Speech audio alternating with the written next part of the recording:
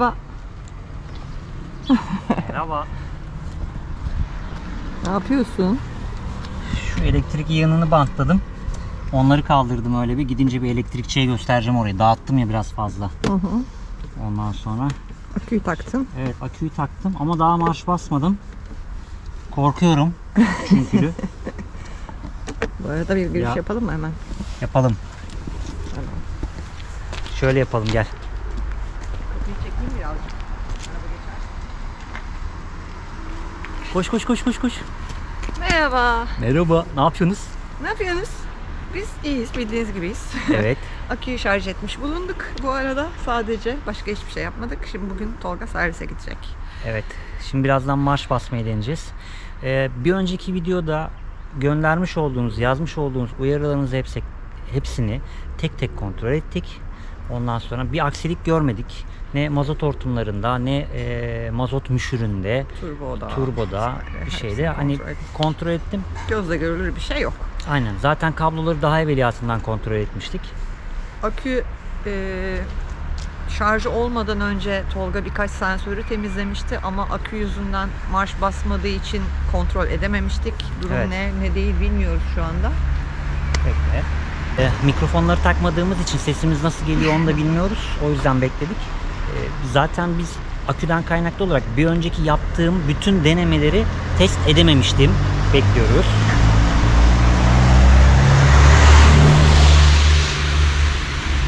Bütün denemeleri test edememiştim. Şimdi aynı zamanda onların da testi gerçekleşmiş olacak. Yani yaptığım bütün bakımın, onun, bunun, her şeyin testi birazdan gerçekleşecek. Hep beraber göreceğiz. Sorun hala aynı şekilde devam ediyor mu? Etmiyor olsa bile servise gidecek araba. Tabii. O durum neden oldu bilmiyoruz çünkü. Bir şeyleri yeniledik, değiştirdik, temizledik falan ama ona yine bir bakılması lazım. Yağmur başladı, hemen arabanın içine.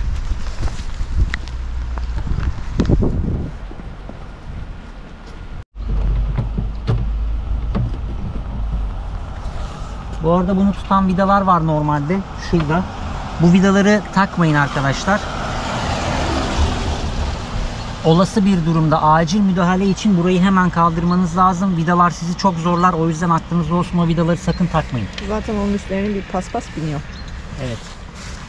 Şimdi birazdan servise gideceği için de zaten açılacağından dolayı biz kapatmıyoruz. Normalde de kapatmıyoruz. Siz de kapatmayın. Sen orayı yerleştirirken ben şundan bahsetmek istiyorum. Şöyle bir cihazımız var. Bunu akü çalışmadığı ara geldi değil mi bu? Evet. Çalıştıramıyorduk o araç çalışmıyordu. Bu ELM 327 arıza tespit cihazı. Evet.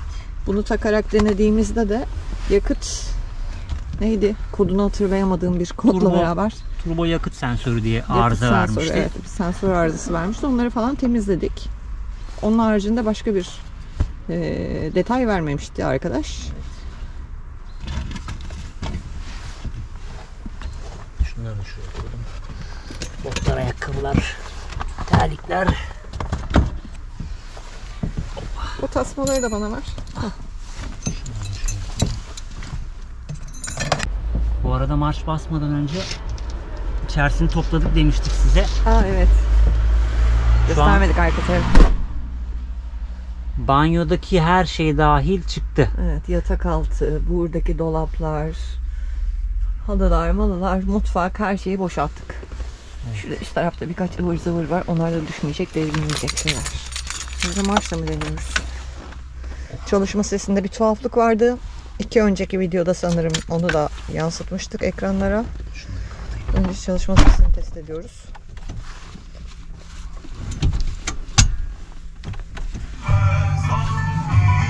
Bismillah. Ya siz yokken biz bunları dinliyoruz. Of, hadi bismillah.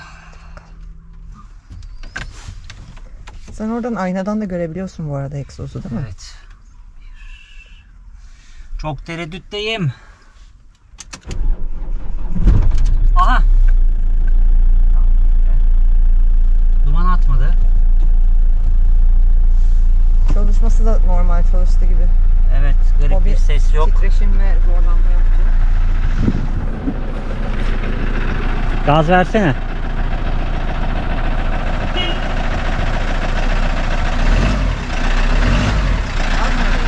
Ver ver. Tamam.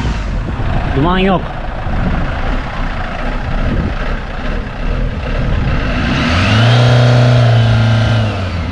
Çok hafif var.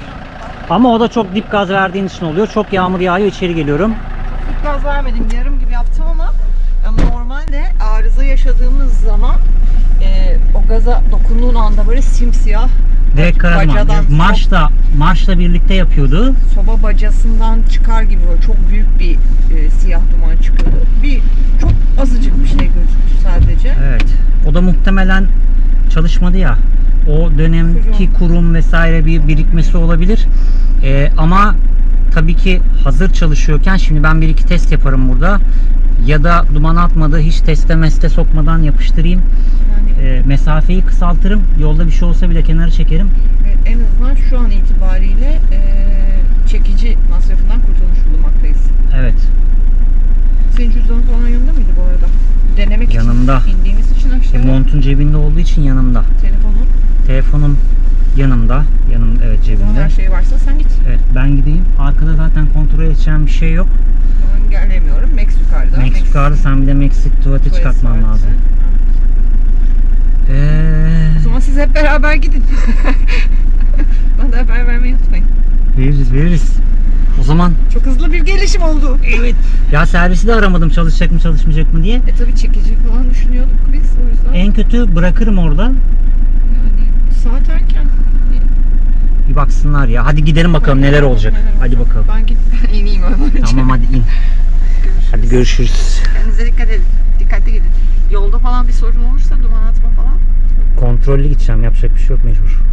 Çekiciden kurtulduk derken çekici çağırabilirsin ama yani. Tabii ya zaten onu hazırlığımızı yapmıştık. Olursa zorlamazsın diye düşünüyorum. O zaman ben gidiyorum. Bye.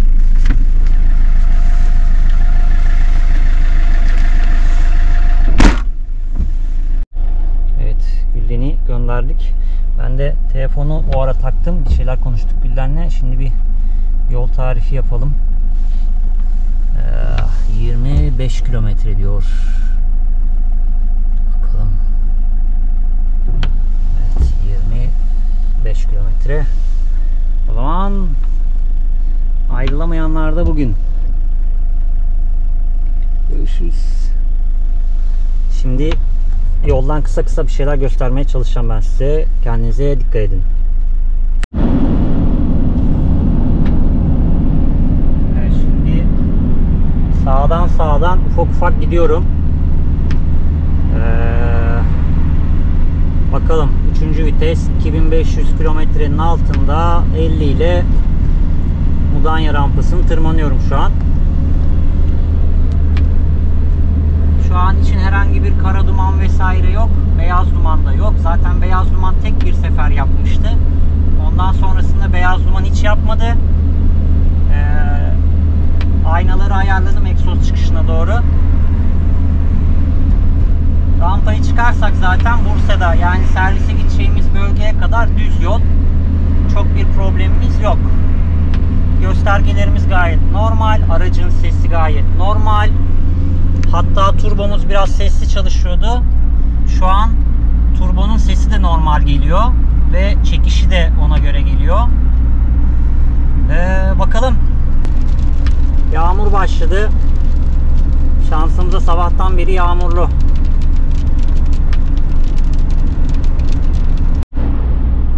Evet, güncelleme. Mudanya rampasını çıktık. Attık 4. vitese. Çektik ayağımızı gazdan. Aşağıya doğru saldık kendimizi. Şimdi çıkışta herhangi bir şey yok. Dediğim gibi 3. vites 3000 devirin altında çıktım. Arabayı çok fazla sıkıştırmak istemiyorum. Herhangi bir duman ibaresi vesaire yok. Aracın çalışmasında herhangi bir şey yok. Şimdi 18 kilometremiz kaldı. Bakalım inşallah trafikte müsaade eder de çok fazla oyalanmadan bir an önce varırız. Saat öğleden önce. Sabah erken saatte çıkmak istemedim. Sabah Bursa trafiği çok fena oluyor çünkü. Trafiğe yakalanmak istemedim. O yüzden öğlene yakın çıkmak istedim. Ama yağmur da Bursa'da da maalesef trafiğe sebep oluyor. Bakacağız bakalım.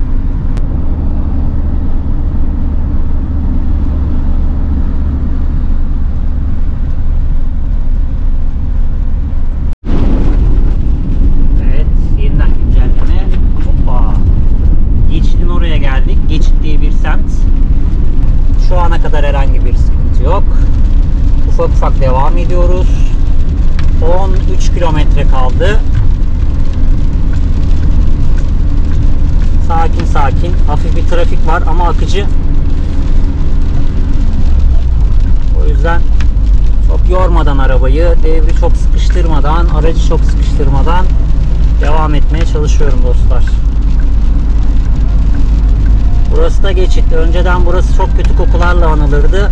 Şimdi Bursa'nın en lüks semtlerinden biri oldu.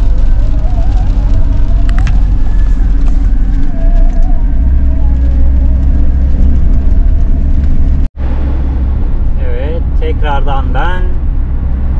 Şu anda FSM Bulvarı'nın altından geçiyoruz.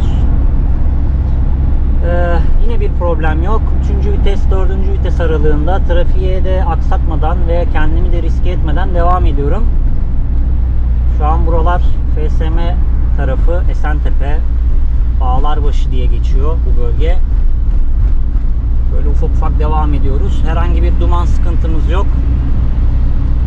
Sadece şerit değiştirmeye niyetlenemeyen arkadaşlar var. Ne kadar kaldı? 6,5 kilometremiz kaldı gözüküyor. Birazdan Ankara asfaltına ineceğiz. Yaklaşık 2 kilometre sonra. Sonrasında da bakalım, şu ana kadar her şey güzel. Ya hani hastalanırsınız, hastaneye giderken iyileşirsiniz, hiçbir şeyiniz kalmaz ve doktor der ki ya kardeşim iyisin, niye geldin ki hastaneye? Ama bir gün öncesinde yorgan döşek yatıyorsunuzdur. Şu an o durumdayız. Şimdi ben benim yaptığım işlemleri de söyleyeceğim servise. Diyeceğim ki ben bunları kontrol ettim. Bu hataları buldum. Bunları düzelttim. Ama akü olmadığı için marş basamadım. Ya da akünün gücü yetersiz kaldığı için marş basmadı. O semptomları da söyleyeceğim. Çünkü onlarla ilgili de görüntü kaydı var. Onları da gösteririm. Bakalım sonuç ne olacak, ne bitecek? Arızanın tespiti neymiş? Yani hiç bilmiyoruz. Bakalım orada çekim yapabilecek miyim bilmiyorum. Çünkü çok yoğun ve çok kalabalık bir servise benziyor. Google fotoğraflarından ve yol durumlarından baktığıma göre. Ama mümkün mertebe yine bir şeyler çekmeye çalışacağım ben size. Bilgilendirmeye devam.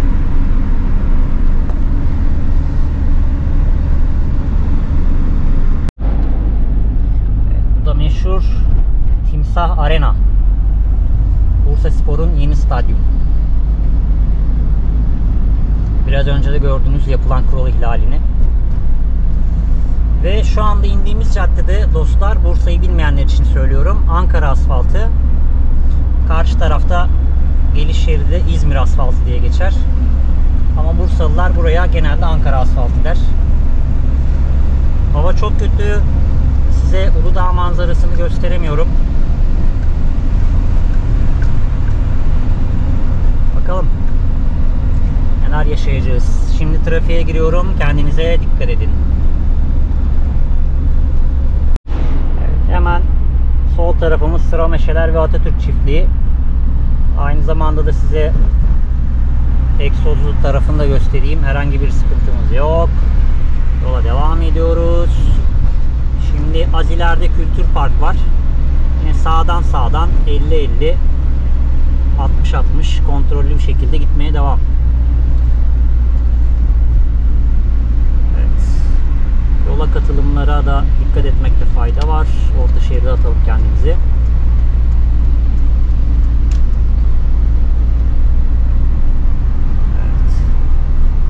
Şimdi gideceğimiz yer aslında hemen şu sol taraftaki binaların arkasına kalacak. Biraz daha ileride. Kültür Park denilen Bursa'nın en eski ve en büyük parkının, eğlence merkezinin, hatta bir dönemler fuar merkezinin karşısına kalıyor. Bu tarafa doğru devam.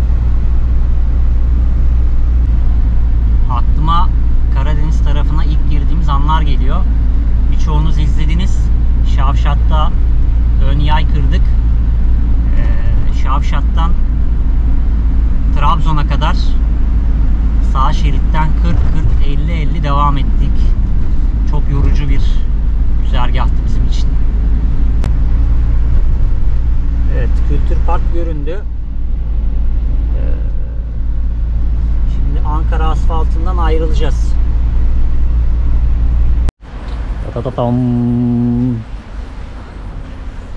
Evet, sorunsuz geldim servise. Şimdi bakalım. Ustalar başları biraz kalabalık. Biraz müsait olsunlar. Ona göre bir bakacağız bakalım ne var ne yok. Çok kalabalık içerisi. Çekim nasıl yapacağım bilmiyorum. Bakalım. Ama problemsiz bir şekilde buraya kadar geldik. Duman yok, o yok, bu yok. Hiçbir şey yok.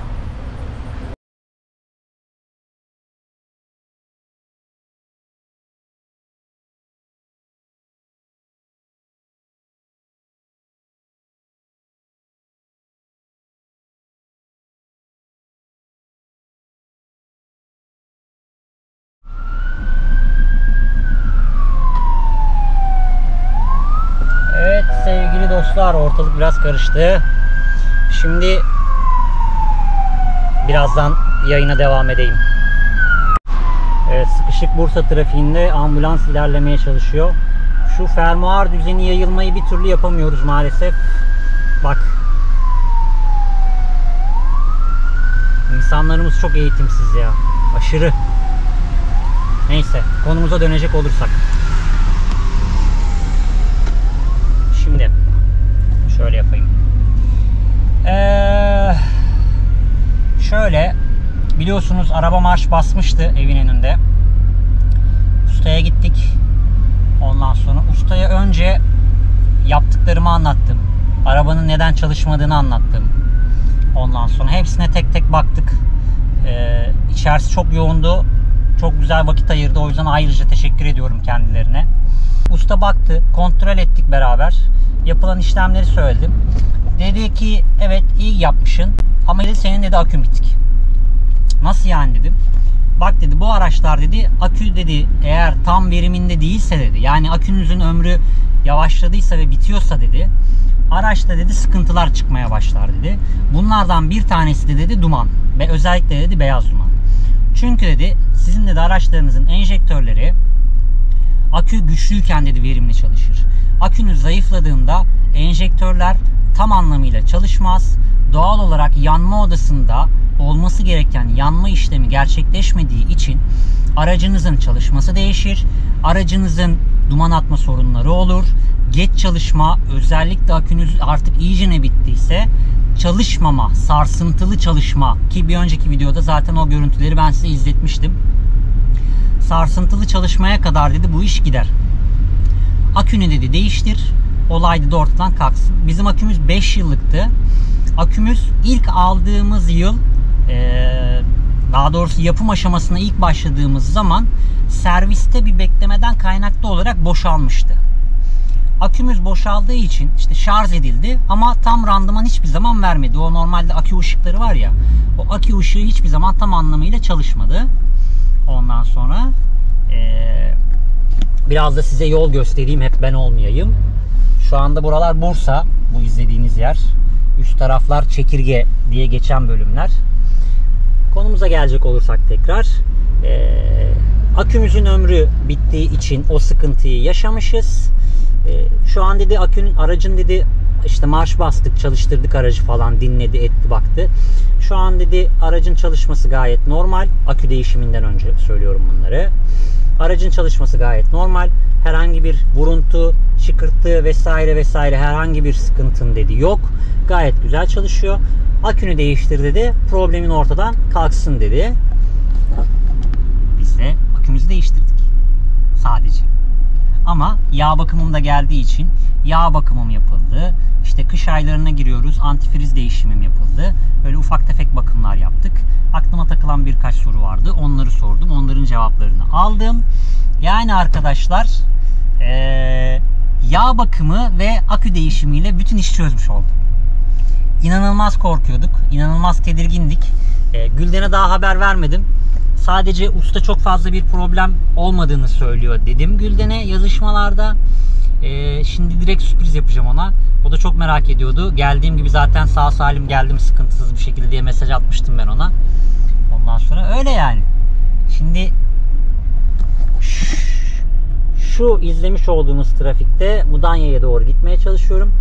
Gelirken karşı şeritteydik. Ankara asfaltındaydık. Şimdi İzmir asfaltındayız. İzmir yönüne doğru devam edeceğiz. Mudanya istikametine doğru gitmeye çalışacağız. Benim annemin evine doğru. Çok sevinçliyim. Ne diyeceğimi bilemiyorum. Çok acayip bir yük kalktı yalnız ondan. İnanılmaz bir yük kalktı. Akü aklımızdaydı aslında bizim. İşte 5 yıl oldu çünkü. Biz motosikletten biliyoruz. 2 yıl sonra motosikletlerimizin akülerini değiştiriyorduk. Ama bu araçta ona çok dikkat etmedik maalesef. Keşke etseymişiz mesela. Bu böyle bir problem yaşanmayacaktı. Aküler kışın soğuk havalarda da biraz verim kaybettiği için muhtemelen o verim kaybından kaynaklı biz o sıkıntıyı yaşadık. Yani her şey denk geldi üst üste. Bakalım. Şu anda bir problemimiz olmadığını söyledi usta. Bakımını yaptı, testlerini yaptı, işte kontrollerini yaptı. Zaten ben ona bunları kontrol ettim, şunları hallettim diye söylemiştim. Gördüğün eksiklikleri de düzeltmen iyi olmuş dedi. Ondan sonra sohbet, muhabbet, nereleri geziyorsunuz, ne yapıyorsunuz, ne ediyorsunuz? Çalışanlardan yeni aboneler kazandık. Onlar da bu videoyu izliyorlarsa onların da ellerine sağlık. Çok teşekkür ederiz yardımları için. Bizimle gerçekten çok güzel ilgilendiler. Ellerine kollarına sağlık.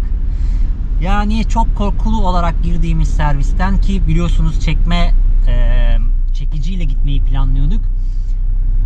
Hareket ederek servise gittik. Bakımımızı yaptırdık ve çıktık. İnanılmaz rahatım. Yani omuzlarımdan çok ciddi bir yük kalktı. Ciddi söylüyorum. Çünkü korkuyoruz arkadaşlar. Yani servisler resmen bu bir tuzağı gibi. Eğer dediğim gibi hani birçok kez sordum ya. Birçok arkadaş şunu söyledi. Oğlum git bir servise. Beğenmezsen başka tarafa gidersin. Ama bizim o lüksümüz yok. Hani bizi biliyorsunuz. Biz işte makreme satarak ve YouTube geliriyle öyle ufak tefek gelirlerle şey yapıyoruz. Hayatımızı idame ettirmeye çalışıyoruz. Şimdi hal böyle olunca da biriktirebildiğiniz para çok kısıtlı. O paranın zaten neredeyse tamamını Karadeniz'de biz ön takıma harcayınca doğal olarak elde avuçta pek fazla bir şey kalmadı ve biriktirmek için belli bir zamanımız da kalmadı. Çünkü Karadeniz taraflarında makrame hiç satamadık. Doğuda makrame satamadık. Hal böyle olunca bayağı bir zora düşmüştük. Ama işte Allah'ın sevgili kuluymuşuz. Çok büyük bir dert açılmadı Allah'tan. Of, çok mutluyuz, mutlu. Şu an sadece mutsuzluğum trafiğin oluşu. Bir an önce eve varıp güzel haberi Gülden'e vermek istiyorum.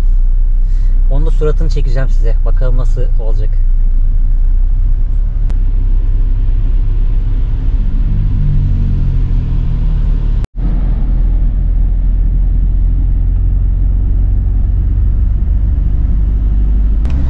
Mudanya yoluna doğru dönelim.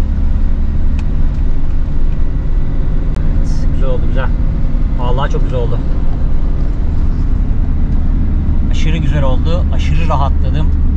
Yani size ne kadar rahatladım anlatamam, kelimeler yetmez. İnanılmaz derecede güzel oldu bu durum. Yani diyorum dostlar, hani kimsenin başına vermesin. Çünkü yanlış ustaların eline düştüğünüz zaman birçok usta problem çözmek yerine parça değişimine gidiyor. Ya da yorumlarda bahsettim.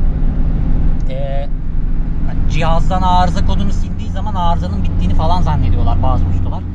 İşini çok iyi yapan çok fazla usta var. İşte önemli olan o ustaları bulabilmek. Onları böyle dene para saça değil de işte tek seferde doğru yönlendirmelerle onları bulabilmek gerçekten çok önemli. Hikmet dayıya da buradan çok teşekkür ediyorum. Onu aradım, sağ olsun, numarası yokmuş, bende numarasını verdi. Aradık, sohbet ettik. O da buraya yönlendirmişti beni. Çok teşekkür ediyorum ona da. Sizlerin aracılığınızla tekrar Hikmet abiye teşekkürlerimizi sunuyoruz. Ona da Bursa'ya geldiğimiz hafta bir yanına gidelim dedik. Bir çayını içelim. Hem de biliyorsunuz Polyera atölyesi kurdular. hayırlı olsun diyelim dedik. Çünkü biz onlar atölyeyi kurduğunda Akdeniz taraflarındaydık. O bölgeyi geziyorduk. Hem dedik hayırlı olsun da gidelim ama araç arıza yapınca hiçbir şey yapamadık. Şimdi ilk fırsatta da sevgili Hikmet dayıya hem teşekküre hem hayırlı olsuna gideceğiz hep beraber.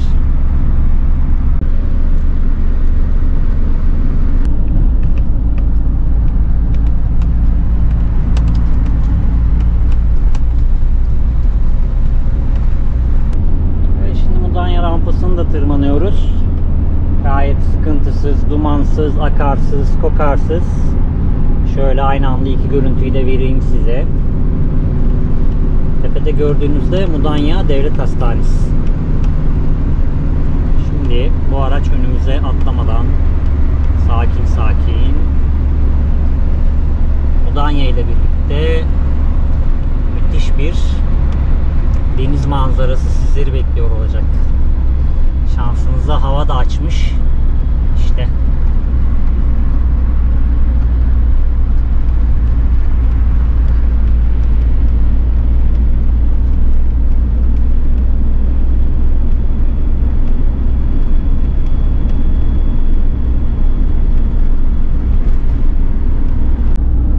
Evet. Mudanya rampasını çıktık. Bundan sonrası ev zaten. O yüzden evde görüşürüz. Bu arada aklıma gelmişken orada çekim yapamadım biliyorsunuz. Şimdi oradaki diğer servis şoförleriyle konuşurken bir galerici abiyle denk geldik. Onunla bir sohbet ettik. İşte ben daha önceki servis tecrübemden bahsediyordum kendisine. İsim vermedim. Çünkü isim vermeyi sevmem. Dedim ki böyle bir problem yaşadık. İşte motor kulağını değiştirdik dediler ama kulak bağlantısına hiç bakmamışlar. Ve Karaburun'da ben kendim yapmak zorunda kaldım falan filan. Adam direkt tek atış işte filancı usta mı dedi. Ondan sonra durdum bir. Dedim abi evet. Ondan sonra nasıl dedim şey yaptın. Biz dedi galericiyiz. Biliyoruz artık dedi. Kim ne yapıyor ne yapamıyor. Hani nasıl yanında personeller çalışıyor. Artık hepsini biliyoruz. O yüzden oradan çıktığını anladım ben senin dedi. Bunu da hemen eve girmeden önce aklıma gelmişken söyleyeyim dedim. Şimdi hemen Gülden'i arayalım. Efendim canım. Bebeğim balkona çıkar mısın? Evet. Geliyorum.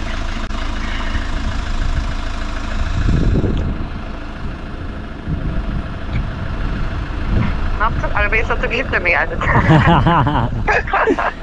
Bak ne aldım yerine. Neyin yerine ne aldın? Oo, çok güzel bir şeymiş. Hoş geldin. Hoş buldum. Karavanı yaptım. Yaptım diyorum. Pardon. Hallettik. Sadece yağ bakımı. Yağ bakımı mı yaptırdın? Sadece yağ bakımı. Başka hiçbir şey yok. Aslında biz yapmışız yani. Aynen öyle. Biz yapmışız. Ondan sonra şimdi birazdan yukarı geleyim konuşuruz beraber. Tamam canım. Hadi gel. görüşürüz. Bay bay.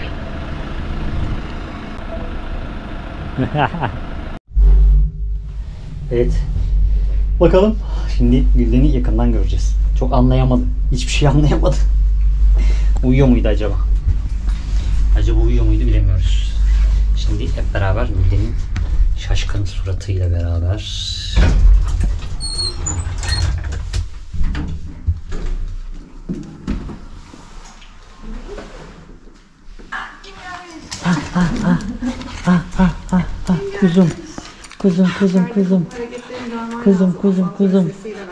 kuzum. Kuzum.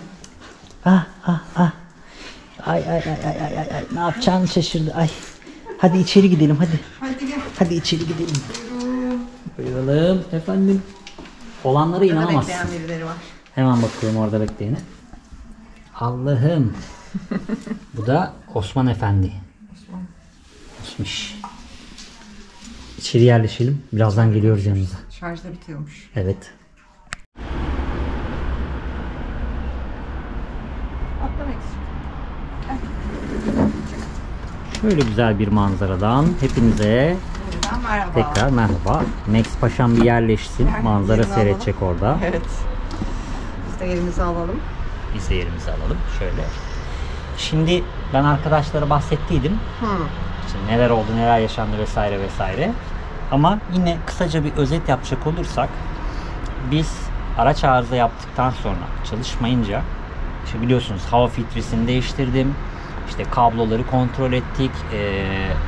Beyine varana kadar giden bütün kabloları tek tek kontrol ettik. Kopuklar tespit edip yeniledik. Onlar yenilendi. Sensörlerin hepsini söküp temizledik. Elektronik bağlantıların hepsini söküp elektronik temizleme spreyiyle, yağsız elektronik temizleme spreyiyle temizledik. Onları tekrardan yerlerine taktık. Başka atladığım bir şey var mı o aşamada? Sigortaları kontrol ettik. Bütün sigortalar kontrol edildi. Baktık, her yere baktık işte. Aynen. Her yere baktık aslında. Bütün hepsi kontrol edildikten sonra akünün de zayıflamasından dolayı marş basmadı. Basamadı. Bir önceki videoda akümüzü şarja takmıştık. Bir arkadaşımız sağ olsun şarj cihazı vermişti bize. Şarja taktık. Sonra yağmur yağdı. Fırtına çıktı. Yan yattı, çamura battı. Biz Ankara'ya gittik geldik defalarca. Bir de artık olmadı diye düşünerek servise bırakmıştık zaten. O yüzden de uğraşmadık açıkçası. Bugün işte sabah Tolga giderken aküyü bağlayınca bir deneyelim dedik. Ve Marş aslında bastı. yapmışız. Evet, aslında yapmışız. Yolda da izlediniz. Ben birçok Bursa'ya gidene kadar neredeyse gösterdim arkadaşlara. Yolda da izlediniz. Herhangi bir duman atma vesaire bir şeyimiz yokmuş aslında, yani yoktu. Ustaya gittiğimde usta aracı işte tekrardan marş bastık. Oraları çekemedim. Çünkü adamın kafası çok doluydu. Hani kamerayı sokmak istemedim açıkçası Serviste o ortamın kalalım. içerisine. Evet. O yüzden marş bastık. Hiçbir problemin yok dedi. Gidebilirsin dedi adam yani bana. Tabii ben şok. Ondan sonra dedim ağır gelmişken yağ değişim tarihimiz de gelmişti bizim. Hani yağını suyunu değiştirelim dedik. Daha önce de videolarda bahsettik ama belki kaçıranlar vardır o kısmı. Biz 4 yıldır her gezip Bursa'ya geldiğimizde, yani bu 4. sefer, Evet. her geldiğimizde hep bir arızayla karşılaştık. Böyle ciddi arızalar oldu. Yani yüksek masraflı tamiratlara sebep oldu bizim her Bursa'ya gelmemiz ve bizde bir Bursa fobisi oluştu. Biz Bursa'ya ne zaman gelirsek kesin yani bir şeyler oluyor illaki ama hep böyle daha ciddi bir şey olmuştur gibi geliyor. O yüzden ikna olamadım yani bu duruma. Konuş sen, ben Max'i göstereyim dedim arkadaşlara. O da döndü sen oraya yaklaşınca. Max buradan manzara seyrediyor. O yüzden böyle onun da şeyiyle beraber yani ikna olamıyorum, böyle bir şey olmalıydı falan diye. Neyse gene hani ufak bir masraf yapıldı tabii ki. Tabii ama bu masraf, şimdi şunu da hemen ekleyeyim ben. Şimdi diyeceksiniz ki peki nedenmiş kaynak? Araç aküsü, özellikle PSA grubu bu kasalarda araç aküsü zayıfladığında enjektörlere olması gereken akımı gönderemediği için enjektörler tam verimli çalışmıyormuş. Ustanın söylediği, enjektörler tam verimli çalışmıyormuş. Enjektörler tam verimli çalışmadığı için de yanma odasındaki o yakıtı yeteri kadar çekemiyor. Aynen, Yakamıyor. Ya da işte düşük ateşlemeler vesaireler. Hani dumanın sebebi bu. Özellikle dedi, beyaz dumanın sebeplerinden bir tanesi dedi bu. Tabii rüzgar geçsin. Ya da şöyle mi dönsem? Evet, şöyle döneyim biraz da. Biraz da şöyle döneyim. esti Rüzgar arkadan, esti arkadan. oradan. Tabii şu demek değildi ki her beyaz duman aküden kaynaklı. Aracınız su eksiltiyordur, yağ su karıştırıyordur. O zaman da beyaz dumanla karşılaşabilirsiniz. Yani beyaz duman gördüğünüz zaman korkmanız gerekiyor arkadaşlar. Titreşim de aynı zamanda de aynı sorundan olabiliyormuş. Çünkü tabii ki bu belirtilerin pek çok sebebi var. Biz bunu özetle söylediğimiz diğer yerlere bakıldı ve sorun bulunamadığı için buna yönlendiriyoruz. Cihaza da bağlandı. Bizim arıza tespit cihazımızda da bir şey bulunmadı. Evet, ondan sonra öyle yani bütün olay bundan ibaret dostlar. Akümüz zaten eskiydi. 5 yıllıktı. 4 yıldır kullanıyoruz ama biz karavanı yapmadan 1 yıl önce aracı aldığımızda aküyü yenilemiştik. Haliyle onun da değişim vakti gelmişti. O değişti. Bakımlar yapıldı. Kontroller yapıldı.